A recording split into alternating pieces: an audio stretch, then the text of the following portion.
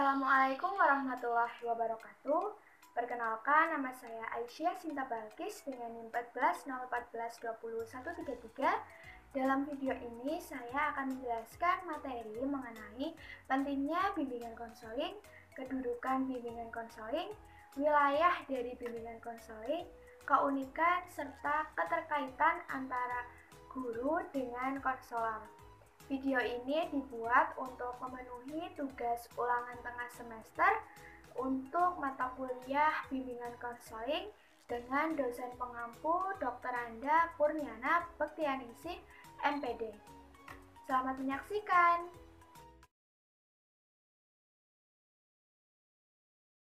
Untuk materi yang pertama, ini berkaitan dengan pentingnya bimbingan dan konseling.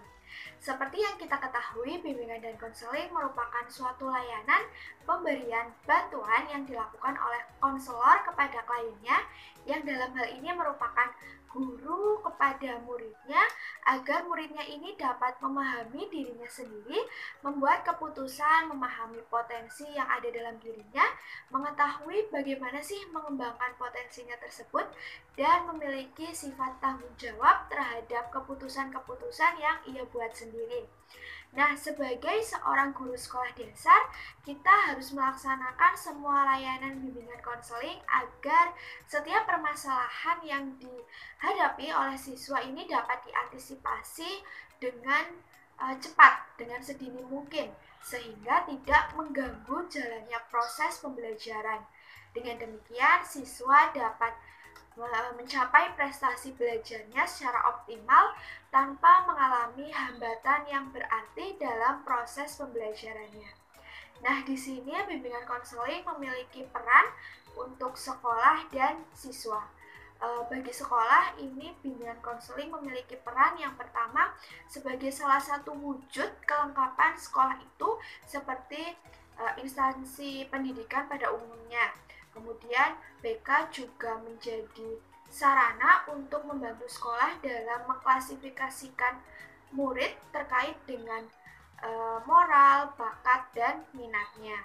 Nah, untuk siswa, BK juga memiliki peranan. Yang pertama, BK dapat membantu peserta didik untuk menemukan potensi dalam dirinya seperti yang tadi sudah dijelaskan di awal terkait dengan bakat dan minatnya. Kemudian memberikan arahan-arahan kepada peserta didik untuk lebih baik lagi. Kemudian yang ketiga, memberikan ruang terhadap peserta didik untuk mengkonsultasikan segala sesuatu yang sedang ia hadapi. Di sini guru backup juga bisa menjadi orang tua kedua di sekolah.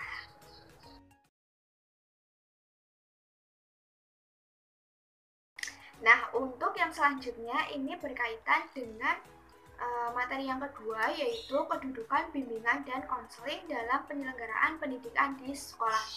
Dalam kedudukan bimbingan konseling dalam proses penyelenggaraan pendidikan di sekolah ini terdapat beberapa kriteria yang menjadi syarat bahwa pendidikan itu dapat dikatakan bermutu, yaitu pendidikan yang mampu mengintegrasikan 3 bidang dalam kegiatan utamanya secara efektif.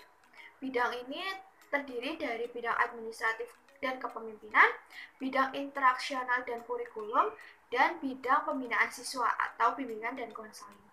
Bidang administratif dan kepemimpinan ini merupakan kegiatan yang berkaitan dengan masalah administrasi dan kepemimpinan, yaitu masalah yang berhubungan dengan cara melakukan suatu kegiatan secara efisien. Kemudian yang kedua, bidang interaksional dan kurikuler.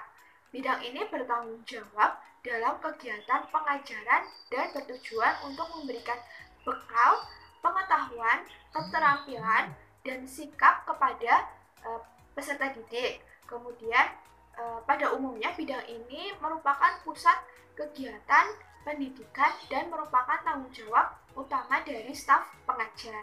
Kemudian yang ketiga berkaitan dengan bidang pembinaan siswa atau bimbingan dan konseling. Bidang ini terkait dengan program pemberian layanan bantuan kepada peserta didik dalam upaya mencapai perkembangannya yang optimal melalui interaksi yang sehat dengan lingkungannya. Tujuan-tujuannya tentunya sesuai dengan tadi yang sudah dijelaskan dalam materi pentingnya bimbingan dan konseling. Untuk materi yang ketiga, ini merupakan akan membahas wilayah.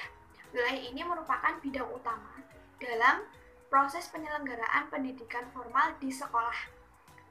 Dalam dunia pendidikan, terdapat 3 wilayah pendidikan, bimbingan, dan konseling yang tentunya tidak dapat dipisahkan, yakni wilayah yang terdiri dari wilayah manajemen dan kepemimpinan, wilayah pembelajaran yang mendidik, serta wilayah bimbingan konseling yang memandirikan. Untuk yang pertama, ini berkaitan dengan wilayah manajemen dan kepemimpinan. Wilayah ini meliputi berbagai fungsi yang berkenaan dengan tanggung jawab dan pengambilan kebijaksanaan serta bentuk-bentuk kegiatan pengelolaan dan manajemen sekolah seperti perencanaan, pengadaan, pengembangan staf, prasarana dan sarana fisik, serta pengawasan. Pada umumnya bidang ini merupakan tanggung jawab pimpinan dan para petugas administrasi lainnya. Kemudian yang kedua terkait dengan wilayah pembelajaran yang mendidik.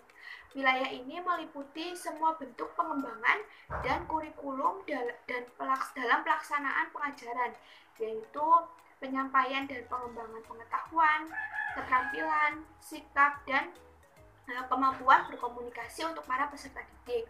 Kemudian yang ketiga ini berkaitan dengan wilayah bimbingan dan konseling yang memandirikan. Wilayah ini meliputi berbagai fungsi dan kegiatan yang mengacu pada kegiatan kesiswaan secara individual agar masing-masing peserta didik ini dapat berkembang sesuai dengan bakat, minat, dan potensinya dan tahap-tahap perkembangannya. Wilayah ini bertanggung jawab untuk memberikan pelayanan kepada peserta didik untuk memperoleh kesejahteraan lahir dan batin dalam proses pendidikannya.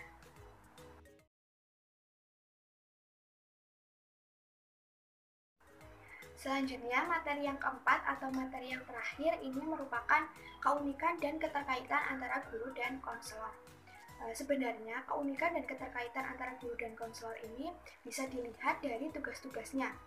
Tugas-tugas pendidik untuk mengembangkan peserta didik secara utuh dan optimal itu sesungguhnya merupakan tugas bersama yang harus dilaksanakan oleh guru dan konselor ataupun tenaga pendidik lainnya sebagai seorang mitra kerja.